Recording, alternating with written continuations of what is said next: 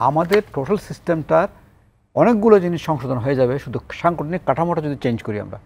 সাংগঠনিক কাঠামো এখন যেটা আছে সেটা হচ্ছে রাষ্ট্রপতি শাসিত সরকারের আদলে কাঠামো আছে।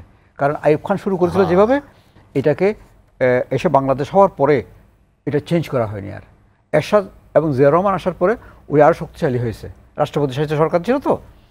এখন পার্লামেন্টারি গভর্নমেন্ট কিন্তু দেশে অনেক দিন হয়ে গেল, তারা কিন্তু লোকাল গভর্নমেন্ট সিস্টেমটাকে পার্লামেন্টারি সিস্টেমে আনে নাই। যেমন আপনি ভারত, এই যে ইউকেতে ইলেকশন হয়ে গেল গত সপ্তাহে, এগুলো তো সব কাউন্সিল ইলেকশন হয়েছে, কাউন্সিলর, কোনো চেয়ারম্যান মেয়র ইলেকশন হয় নাই। চেয়ারম্যান মেয়র হবে কাউন্সিলররা বানাবে। যখন পার্লামেন্ট, আমরা পার্লামেন্ট মেম্বারদেরকে নির্বাচিত করি, পার্লামেন্ট মেম্বাররাই কিন্তু প্রাইম মিনিস্টার নির্বাচিত করেন, প্রাইম মিনিস্টার ক্যাবিনেট তৈরি করেন। এক্স্যাক্টলি এই সিস্টেমে আপনি যান ওয়েস্ট বেঙ্গল, আমরা তো কলকাতা সবাই যাই, কলকাতা সিটি কর্পোরেশনের গঠনটা দেখেন। কিন্তু উপজেলা পরিষদ আইন তো আমাদের পার্লামেন্টারি সিস্টেম ডেমোক্রেসির পরেও এটা আইন হয়েছে, সংশোধন হয়েছে, তখন এটা কেন ওই পুরনো প্রেসিডেন্সিয়াল পদ্ধতির মতো থাকলো? এটা উপজেলা পরিষদ থেকে বিচ্ছিন্ন করে দেখলে হবে না। আমার ইউনিয়ন, উপজেলা, জেলা, পৌরসভা, সিটি কর্পোরেশন সবগুলোকে একই কাঠামোতে আনতে হবে। তাহলে একটা সিমেট্রি পাবেন আপনি, আইনটা অনেক সহজ হয়ে যাবে, বোঝা সহজ হবে, কাজ করাও সহজ হবে।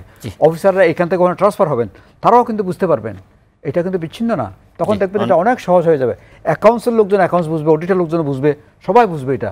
এই জন্য ওই আইনের মধ্যে বেসিক জায়গায় আনতে হবে। একটা সিঙ্গেল অ্যাক্টের মাধ্যমে উপজেলা, ইউনিয়ন, পৌরসভা, সিটি কর্পোরেশন, জেলা পরিষদ সবাই চলবে এবং একই রকমের কাঠামো হবে সবার। একটা সিঙ্গেল, যেমন ওয়েস্ট বেঙ্গল, আপনি আমার কাছের জায়গা একটা চলে পঞ্চায়েত রাজ অ্যাক্ট, এটা দিয়ে ভিলেজ পঞ্চায়েত, পঞ্চায়েত সমিতি, জেলা পরিষদ একটা আইনে চলে।